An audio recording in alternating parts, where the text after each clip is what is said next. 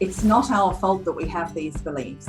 When we're born, the very typical analogy is that we're like an empty computer, and we're going to be drawing in information in order to create programs. Whoever raises us, more often than not, it's our parents, in those initial years of our lives, has a huge impact on us, whether they realize it or not. And although we're not talking when we're first born, and maybe for 2 years, maybe a little bit longer, but we're picking up the energy. Welcome to the Marketing Your Practice podcast, where we guide natural health and wellness experts through the pitfalls of marketing. Each episode, you'll learn simple, effective, easily actionable, and heart-centered marketing strategies. And here's your host, Angus Pyke. Well, good morning, good afternoon, and good evening, friends. Welcome to the Marketing Your Practice podcast. Now, to be honest, I look forward to each and every one of these interviews, but this one here I'm super excited about.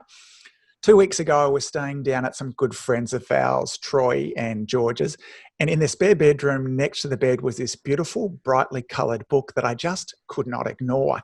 It was leaping out at me like a beacon, and it wasn't until the next morning I picked it up and I started to have a read, and I read voraciously for an hour. And I meant to say to Georgia and Troy, can I take this book home? But I forgot to ask about it too. The book is all about the powers of belief.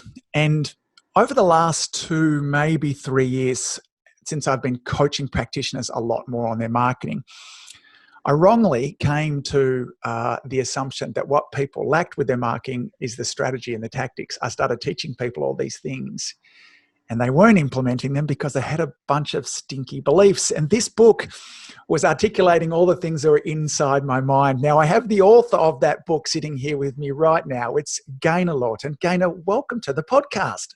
Thank you. Thank you. And I started exactly the same way. I thought the more ideas I give people to do when I started mentoring, the more I give them to do, it'll be great. And I came to exactly the same conclusion as you. They're not believing what it is that they're ideally hoping to implement. So yeah, changed my course altogether. Well, I have a page of notes that I want and questions which I want to talk through with you today, some of them somewhat selfishly.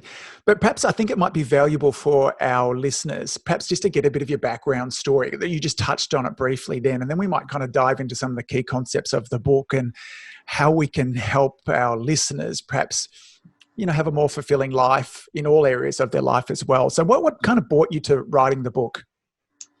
So my background is very much marketing and promotional for almost my whole working career, PR management and fundraising and hands-on promoting. So back in 2004, I started a business called Marketing Naturally. And I called it that because I decided that I was going to help natural therapy practitioners and businesses to market themselves. And it was a purely selfish choice. I could have really chosen any market, but I'm a big believer of natural wellness still to this day, and have many, many friends who are practitioners. So I began the business in a marketing capacity. So I was, helping people to promote themselves and adding all sorts of bits and pieces for them. And I've seen this pattern that I'm going to talk about almost from the beginning in 2004. And very typically of myself at the time, when I realized that I was having meetings with clients, we were setting out action plans, marketing plans, coming up with brainstorming. And I was sort of setting a plan in motion for them. I'd go back a month later for our sort of next appointment, and I'd realize that they hadn't stepped into that plan. So I immediately started blaming myself. I was giving them too much to do. My plan wasn't clear. They weren't ready.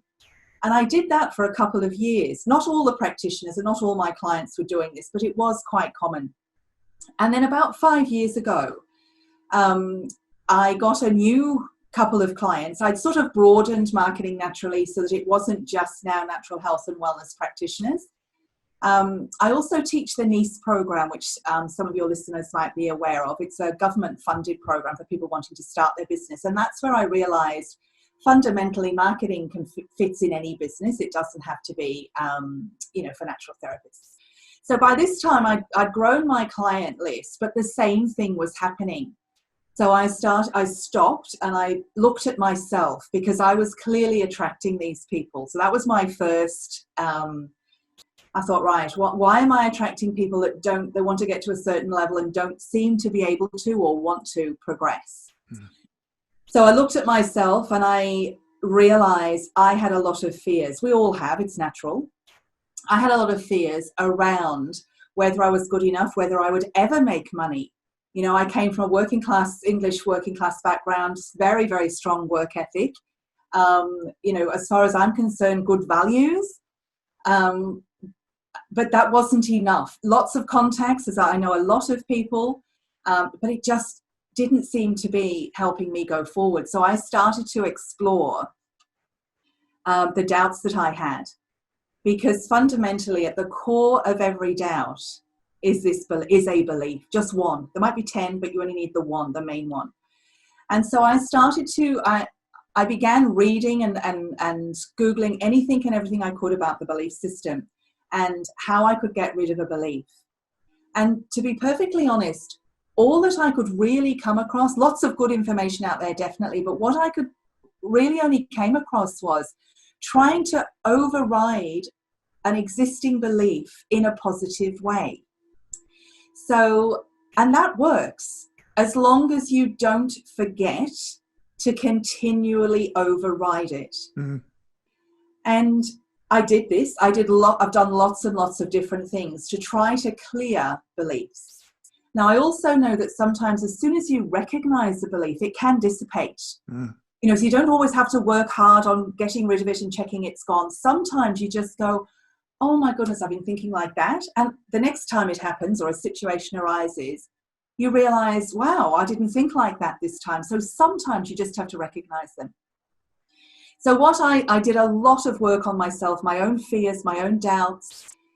And I continued to work with my clients, but I didn't tell them that I was starting to look at them and their answers to questions and their attitudes towards and their, watching them sort of be passionate about one thing, and then that would all, the energy would go back down again with sort of, I suppose, their reality. And sometimes their reality was that they didn't have a partner that really understood what they did and what their business was. So there were real things, real reasons. And then I started to put together a program, and I've got some really beautiful friends who have been my guinea pigs, knowingly and unknowingly over time. And I started to do this sort of work on, not work on them, but giving people exercises and saying, if you do this, can you just let me know if anything changes? And all of a sudden things were happening for other people. And I thought, right, it's time. So I pulled up my big girl pants, took a deep breath and thought, right, let's just do that. And my fear that sort of is still a little bit there is I have not studied psychology. Everything that's in my book is from observation and trial and error and my own feelings towards whether or not these things work, whether or not they worked for me. I cannot do anything without conviction. If I haven't got conviction, I'm not being myself, right? Yes. I naturally have conviction. So in order for me to actually not only run these workshops as trials and with all my guinea pig friends, but when I put it into that book, I sort of had a conversation with myself, and that was, do you honestly believe these things work? And I do. There's no doubt. No doubt. So the exercises that are in the book that we're going to be mentioning are in one of the programs that I run called Believe in Your Business. And those exercises I have done many, many, many times. And I've trialed them enough times to know that it's good. It works. Mm. So what I want to do is just state that there's a difference between, it's possible to identify your own belief.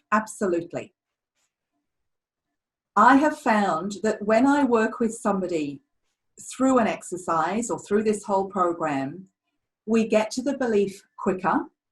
I don't give it to them. I can see it. I can see it virtually straight away, but I have to, I get them to find it. Once they've found it,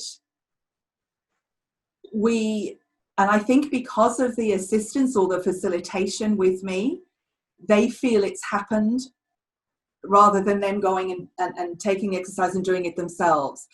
There's this connection that I have with people that I feel like, I'm going to say they trust me, but they're trusting what we're doing is working. And sometimes it does depend on the person themselves and their own, I suppose, alignment and their own belief in themselves to start with. When I was doing the affirmations, which was all I could find at first, as soon as I started to feel better, or I felt that the positive affirmation was overriding the belief I'd found, I stopped doing the affirmations because I was feeling good and I didn't really need to. But I use a couple of analogies to try to explain beliefs to people. And one of them is that, if something is there, let's say it's in a box, you've got something you don't want to look at, you put it at the bottom of a box, and you can put all these things on top of this hidden belief. You can pile it up.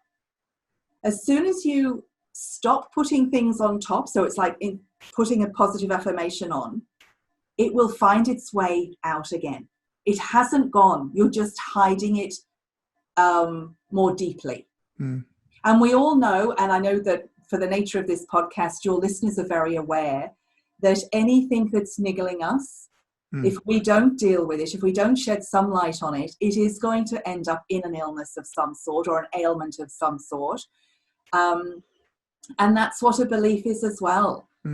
That's what can happen.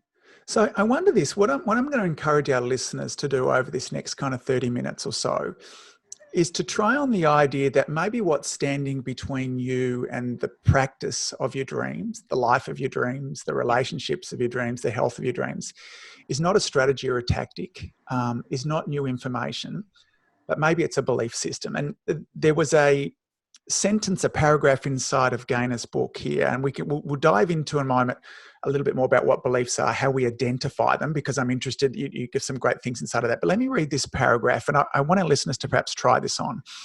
When you uncover what you really believe about money, about your competitors, and about your customers, you'll see why your business is as it is. So if you sit and have a think about your practice now, what are your frustrations? What are you wanting more of? What are you wanting less of? And even this moment, if you can think, what are my beliefs around that too? So how would you simply articulate what a belief is and where do beliefs come from?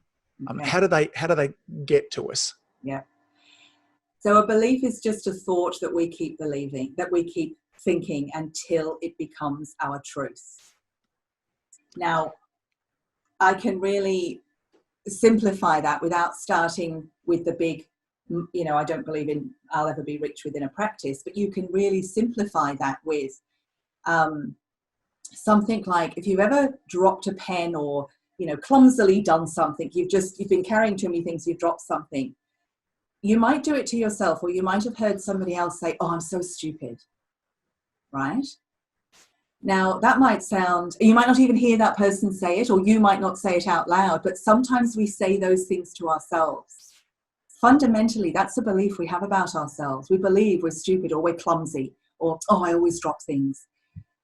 Now, you might think, well, what's that got to do with anything?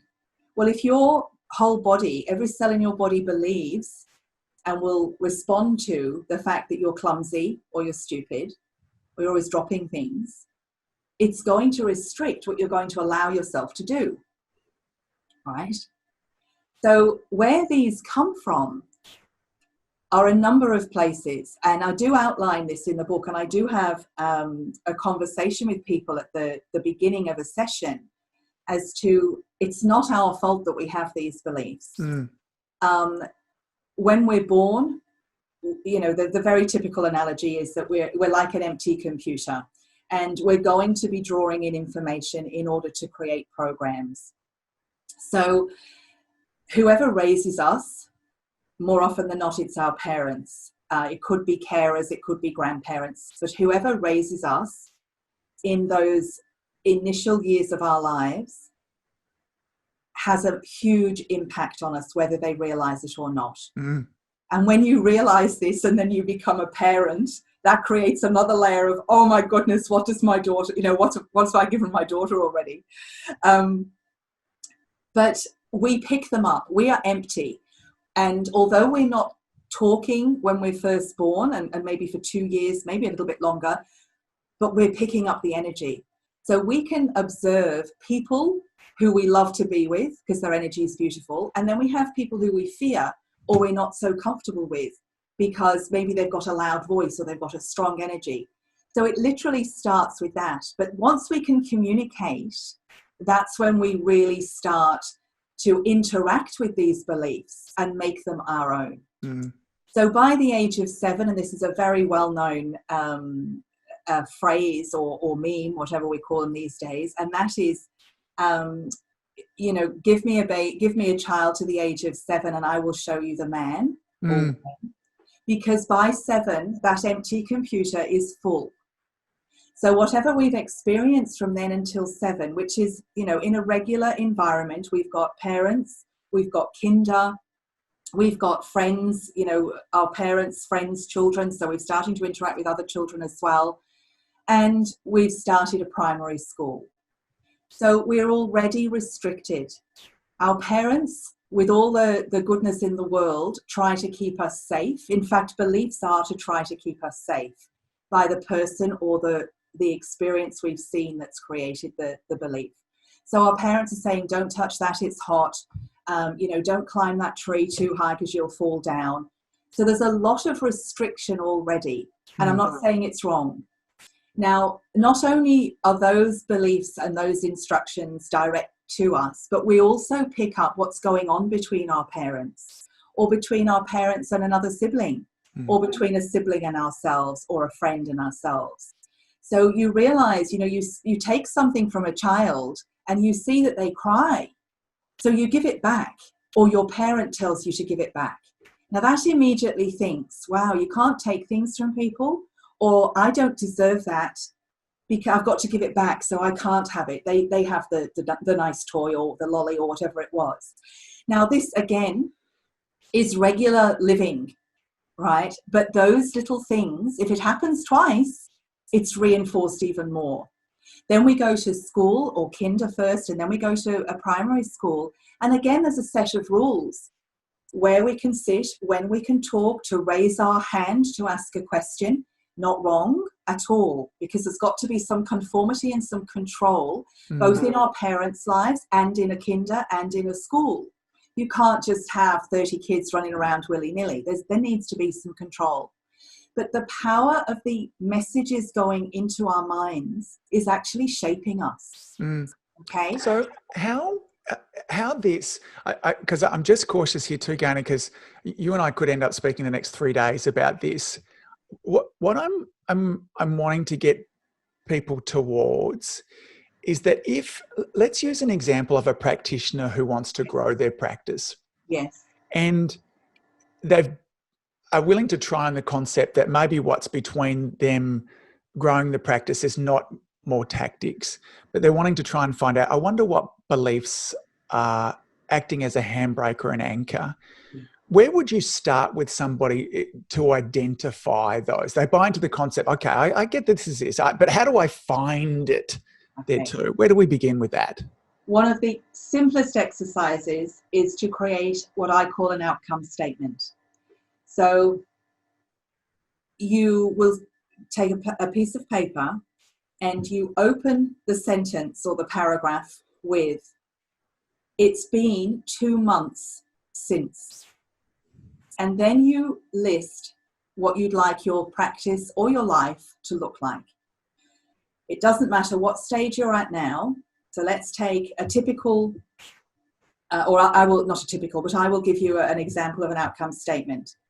It's been 2 months since I've been, my week has been full of clients. My waiting room is the most, my waiting room is constantly full, My phone is constantly ringing. I'm working with the clients that I want to work with the issues that I love working with and helping them with.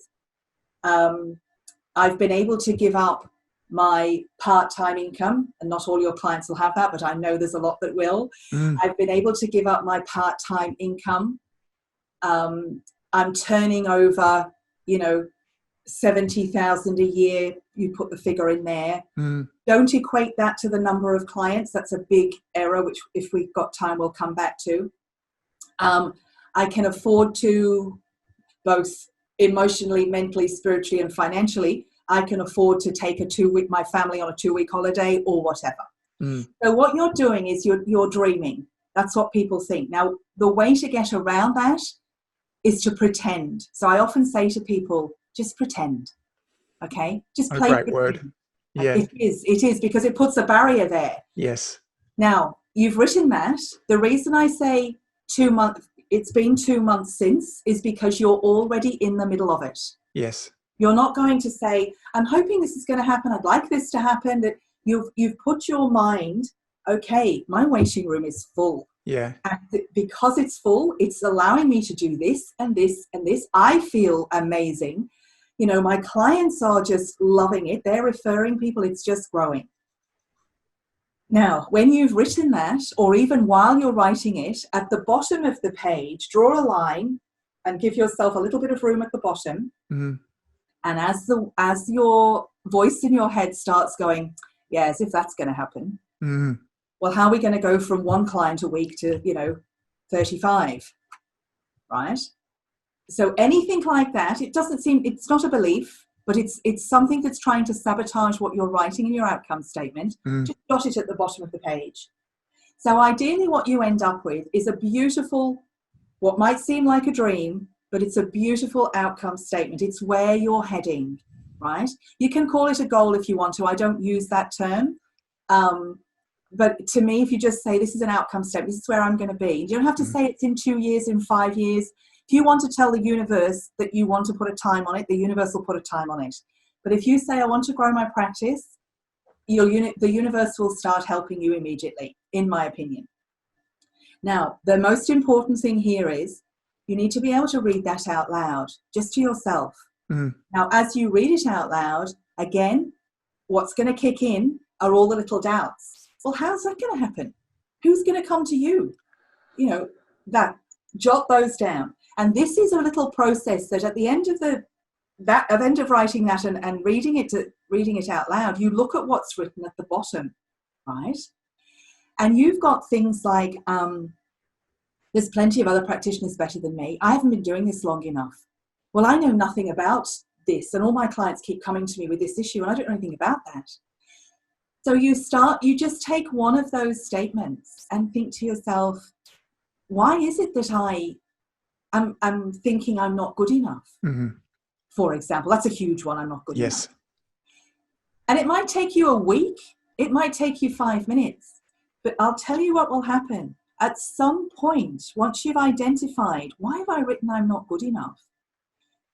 Something will come to you. You don't have to go and find it. You're asking the universe, okay, can you shed some light on why I don't think I'm good enough? And one time you're going to have, it might be a school teacher, it might have been an ex-boyfriend or girlfriend, it might be somebody who makes a statement to you that you absolutely thought, wow, okay, maybe I'm not that good. Now, it mightn't have been you being good enough as a practitioner. It might have been you good enough as a boyfriend or a girlfriend, good enough as a sibling, good enough as a daughter or a son, good enough as a part-time shop assistant.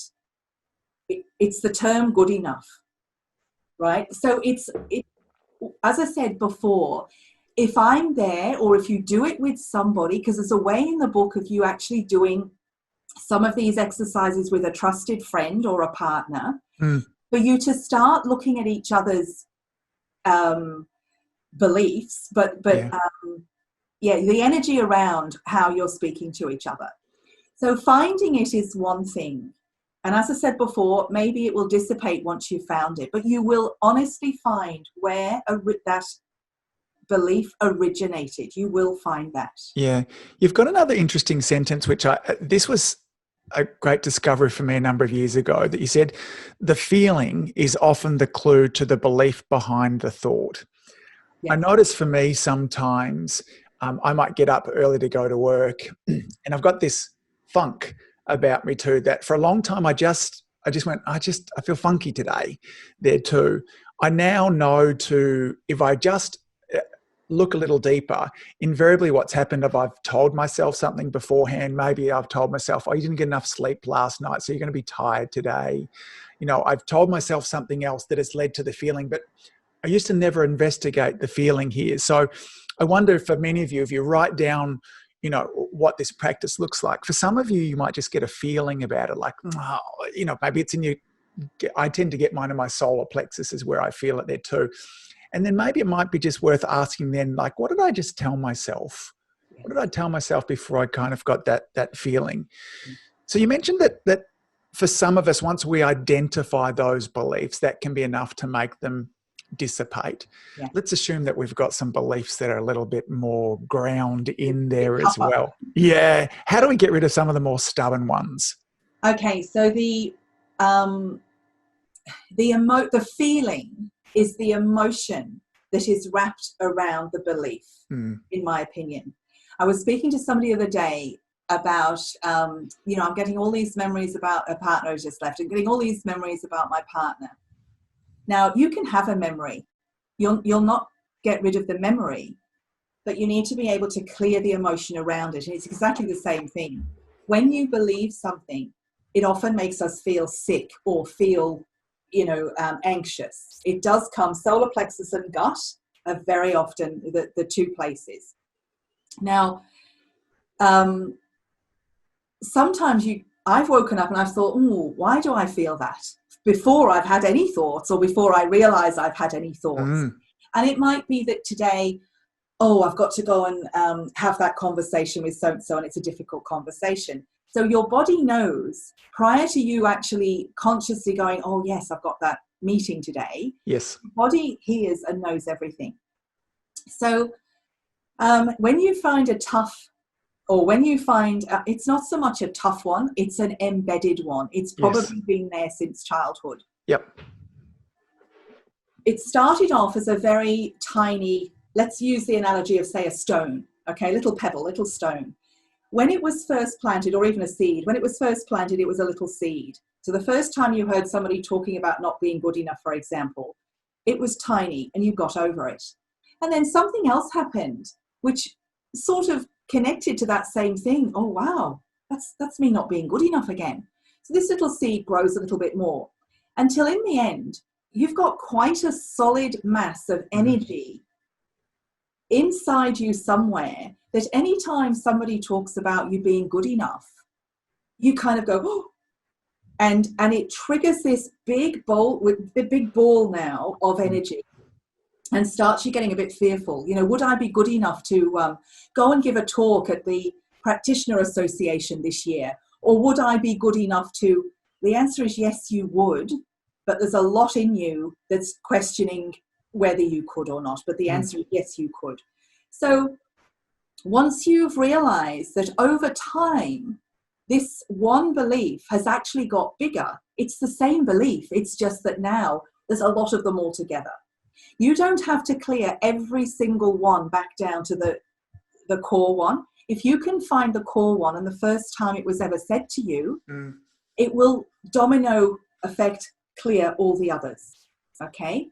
Now, this is the one that you're looking for that might dissipate. If it doesn't dissipate, what I use is a way of you actually focusing on that ball of energy and recognizing it. Now, energy is very intangible, but when you've got a knot in your stomach, or when you're feeling sick, or you've got a pain somewhere, it doesn't have to be intangible. You can actually focus on that and really, I say to people, use your imagination. People don't need to sometimes because they can read energy.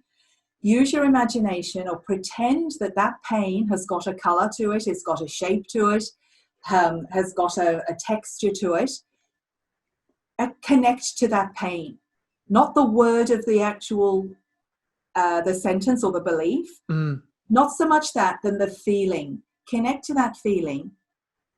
And then when we do our, I didn't send you a book because you got the ebook, but anybody that buys the book, I send them a couple of these as well. Okay, so this is just a juggling ball type, what do they call them? Hacky sacks over here. Yes. Yeah. So it's like a hacky sack / juggling ball. Now, if you haven't got that, you use a rolled up pair of socks. But as far as I'm concerned, what you do is you identify this feeling that you've got and you connect to it.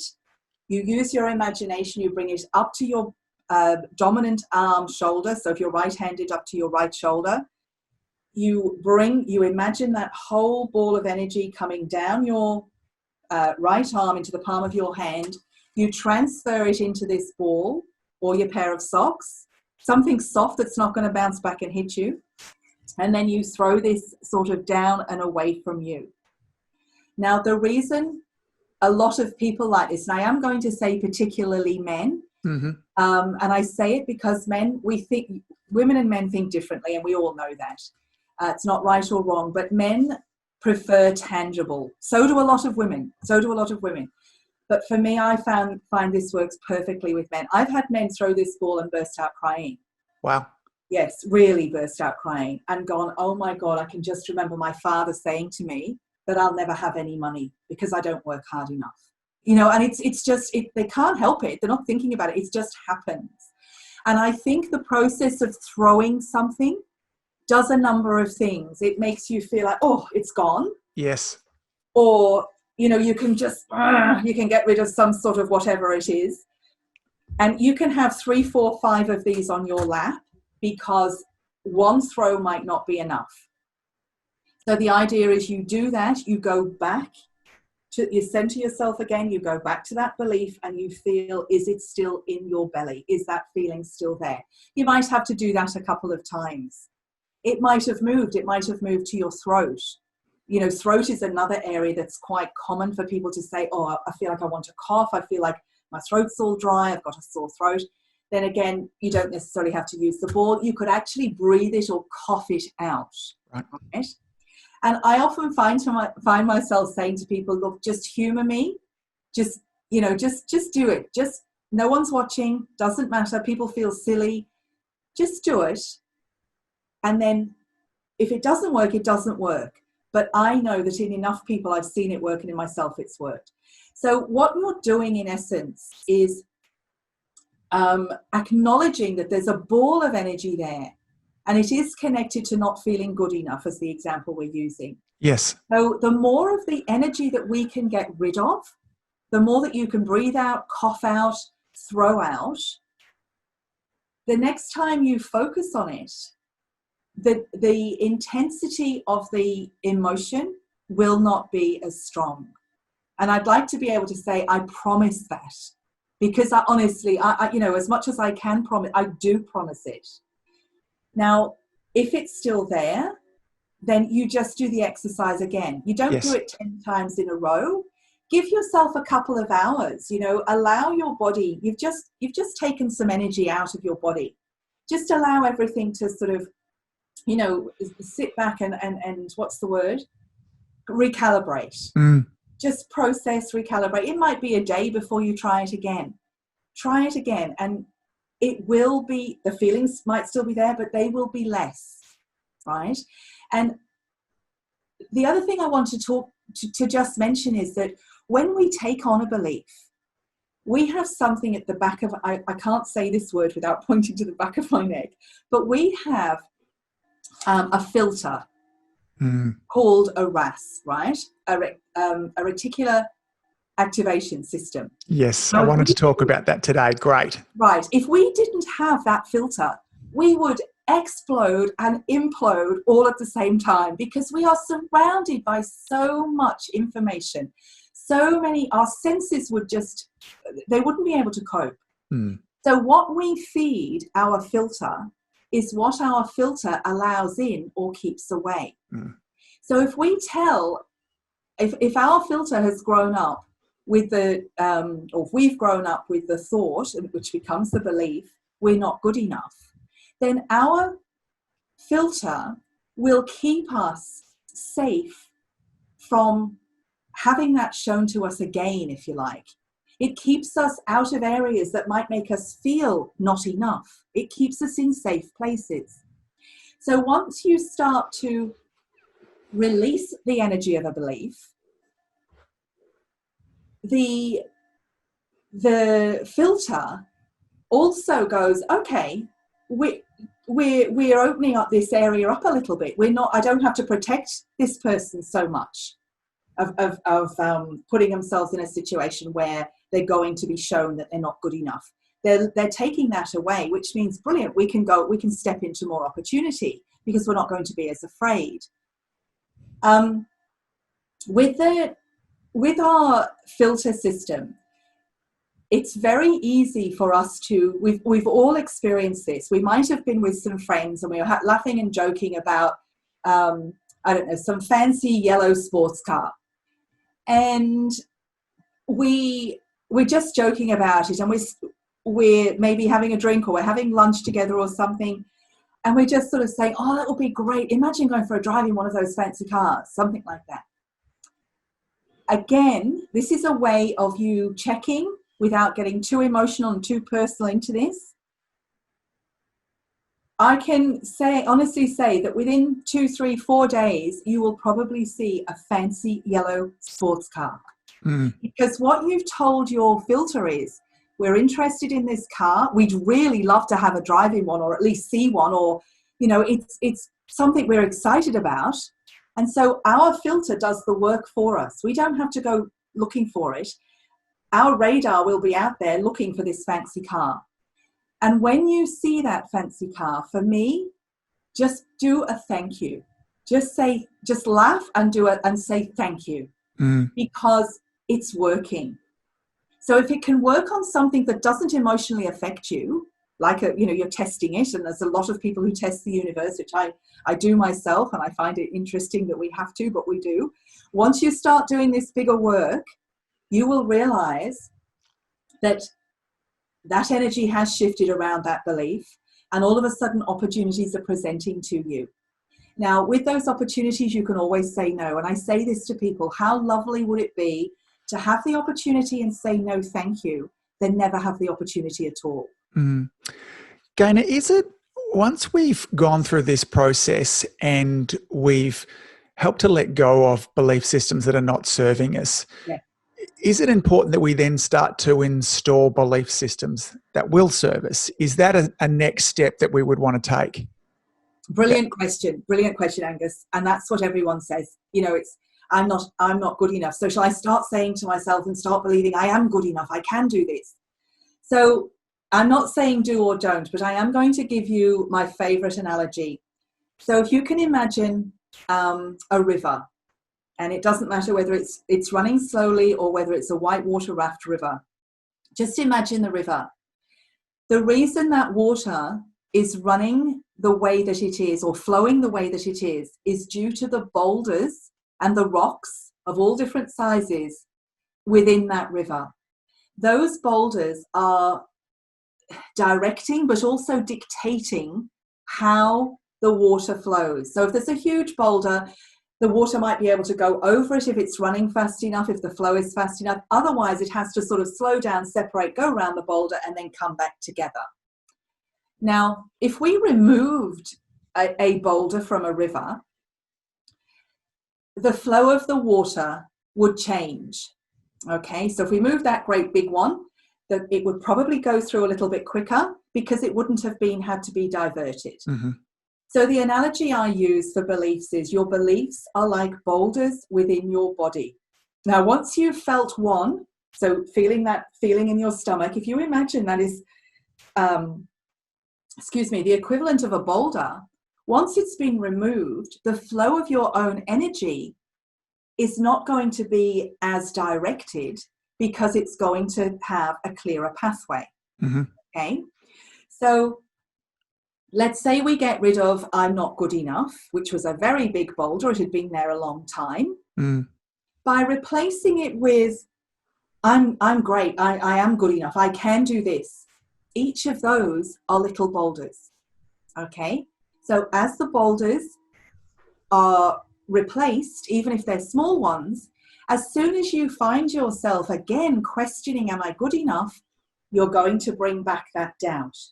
So our ideal situation, and believe me, I'm not there, but our ideal situation is to not carry any beliefs about anything and live in the moment and allow things to unfold. And I've got one quick analogy that when I was doing this work with a lady, she was up in the Gold Coast and we were doing the program on Skype. And she worked as a consultant, but she would go to corporates, and she was telling me about the Christmas party that she went to. And there was a hot air balloon there as part of the entertainment. So it went up so many 100 feet and then pulled back down. And she said, I just went, oh, wow. Got into it, into the basket, and was, started the journey up. And that's when she realized she had no beliefs around being in a hot air balloon. So she didn't approach it going, oh my God, I've heard this is scary, or, oh my God, I've heard this is fantastic. She just did it. So that's, to me, was like my brilliant, I was wanting an analogy of someone with no beliefs about something. And that came to me. And okay, it's not going to affect your practice, but you can see that by not having a boulder, positive or negative, belief positive or negative, you just experience the situation without any preconceived or fear or expectation, because a positive belief also creates expectation. And how do you get disappointed? If you've got an expectation. Yeah. So without any boulders at all, that's in my opinion, that's where we're all heading for, boulder free. Yeah, it's that lovely kind of mindfulness in the moment there too, that I can see just how damn attractive that is there too.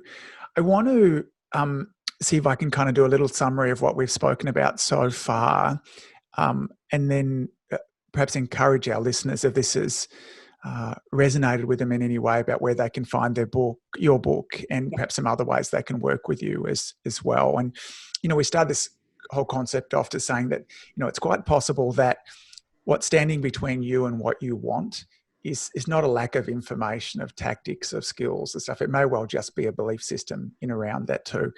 I love that idea of, writing out what that life might look like. What is it that you're looking for? It's been 2 months since, describe that, and then check in with yourself about, why do you think you can't have that? On page 99 of your book, you've got a whole bunch of great questions to ask. Where did that thought come from? Do other people in my family think this? Is it serving me? How would I feel if I didn't think that? There are a whole bunch of questions that could perhaps help you identify what's going on underneath it too. The thing I'm looking forward to doing afterwards is that process to let go of it. Where does that thought that I have when I find it, where does it exist inside my body? How can I put a color to it? How can I feel that move up through my body, to my shoulder, to my arm, to throw it out, to cough it out, those kind of things there as well. So have I missed anything in I know they're just the beginning steps. There's a lot more in your book that you go through. Is that a fair summary of what our audience can at least start to play with from now on? Look, it is. And I think the other thing that unfolded for me as I started to do this work was that, and you'll have seen this in the book, not all the exercises are about work. So, we might be out socially, having a conversation about sport or something just random. And I might say something, or I might hear you say something. They'll say, oh gosh, imagine that amount of success. We're not talking about our businesses and our work. We're talking about somebody else. But the fact that we can say that uncovers to me that there would still be something in that person, it could have been me that said it, about allowing myself to be successful. So beliefs are always popping up. And very often they come in sarcasm, humor, flippant, under your breath. And so when I repeat them back, when I'm working one-on-one with someone, that they will swear blind they didn't say it. Yes. And I said, you did, So very often, if they're obvious ones, that's one thing, but it's the little ones around the edges that can help you find the big ones as well sometimes. So yes, they don't always have to come out through the exercise that you've done, but that is a really good one to start. And everyone's got a dream of what they want their practice and or their life to look like. Yes. So it's a very simple place to start. Yeah. Just I love it. Keep one ear open onto your inner voice and what it's saying. It's great. So I want to encourage our audience. Gaynor's book is called Believe in Your Business. I'll make sure I have links along here. For those of you that are watching on the video, you can see this beautiful bright yellow color there as well with a big lemon on it. With this metaphor, she runs through that, when we squeeze a lemon, we get lemon juice out of it because that's what's inside. And when we squeeze ourselves, what comes out is what's inside. I love that metaphor as well. If you feel like you need a little bit more one-on-one work with this, Gaynor has a ridiculously, I feel like she should triple her prices, but is it an hour that they can have with you to work through this step-by-step for $99? Right. So yes, to give you a taster, it's a 2-hour session. It's even better. Wow. $99 is the special price, obviously. So if you just have 2 hours, you will totally get the concept. Yes. And then some people are very self-disciplined and can go off and do that themselves. Other people might have already bought the book or want to buy the book. It would be easier for you to then take you through the rest of the exercises through the book. Or I do the whole 12-session program as well.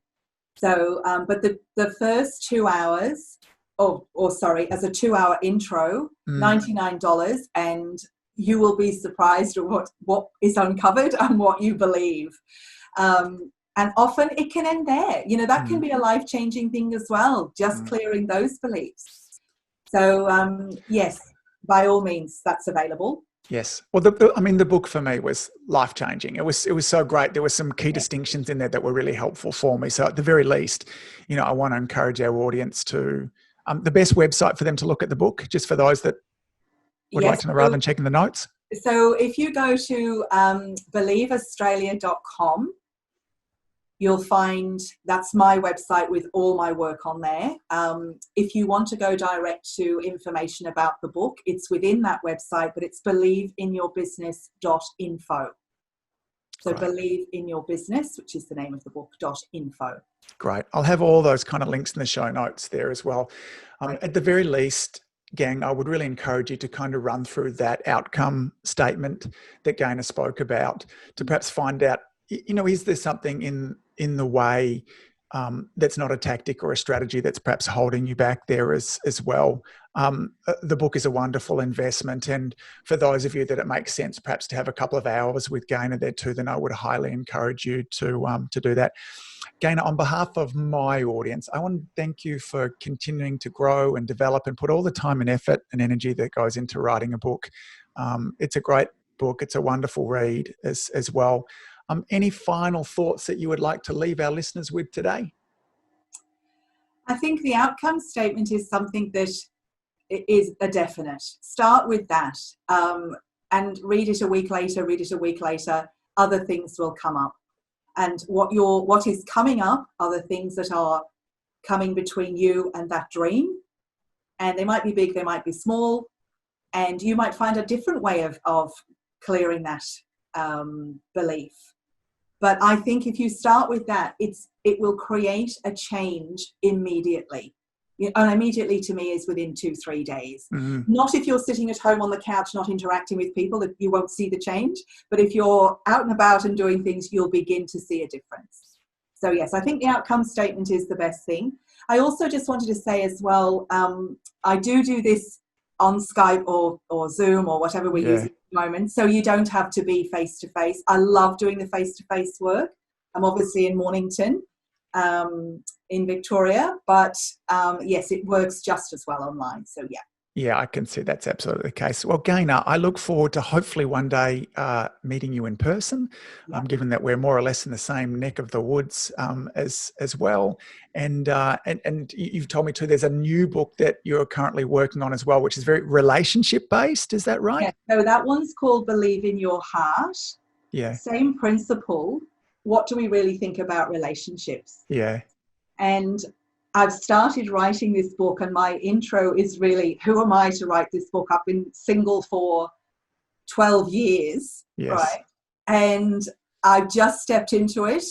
and I've just met someone. Now, I'm not saying this is going to be the be all and end all, but it's already, I can see that things are happening. So yeah, that's called Believe in Your Heart. The program's available now.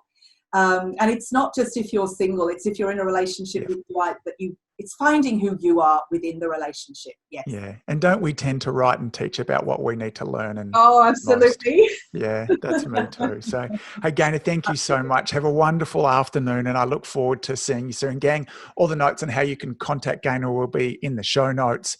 And please, I don't do this all the time. Buy a book, and if it resonates with you, reach out to Gaynor and have one of a session with her to help you work through this stuff. I think you'll find it incredibly powerful. Gaynor, take care. Have a wonderful afternoon. Beautiful. Thank you. Bye-bye.